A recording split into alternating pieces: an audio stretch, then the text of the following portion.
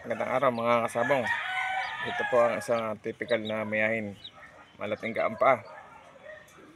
Ito po ang isa sa pinaka labis nitong kalaban ay ang kulay na talisayin. Kontrapilo po ang talisayin dito sa mayahin. Sa pagkakakulay po nila ay nakakalamang po sa kulay ang mayahin.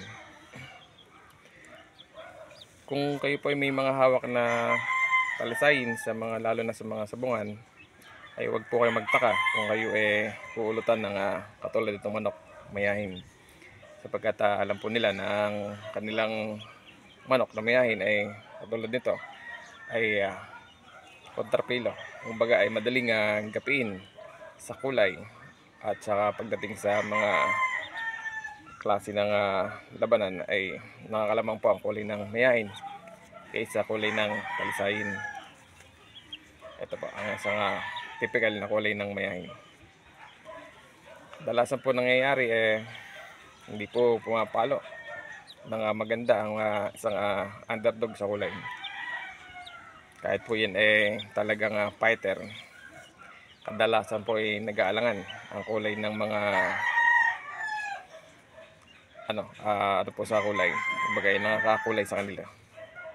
Kaya po siguro yung ibang mga malalaking manukan, meron po silang alaga na iba't ibang kulay para salayin po ang kanilang mga panabong sa mga ganitong off color, para pagdating po sa laban ay hindi po sila mag-alinlangan.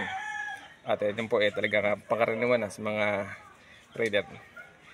At yung mga bago naman po, kung medyo po kayo may alagang talisayin, medyo mag-iingat po kayo sa ganitong kulay, sapagkat pangit naman po mag-alaga. Talagang masama sa loob na nag-aalaga ko kayo ng manok, pinalaki mo, binigyan mo ng vitamins, pinataba mo, pinindisyon mo, iisang lipad lang po sa kalaban ang mangyayari, kaya tumatakbong walang sugat.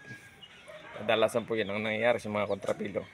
At ang sa pinaka pangit na pangyayari pa ay nagsasarili.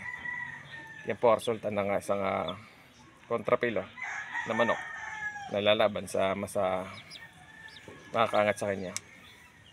Yan po mga sangga, sabong, sana po kapag bigay ng linaw.